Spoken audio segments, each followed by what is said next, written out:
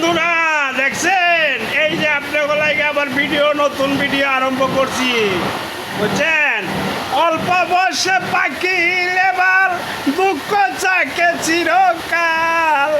অল্প বয়সে পাখি লেবার দুঃখ থাকে চিরকাল। এই যে মনে করেন এই যে ভিডিওগুলো করতেছি বারে বারে দেখবেন, খালি অ্যাকশন দেবো অ্যাকশন, বুঝছেন, অ্যাকশন দেবো।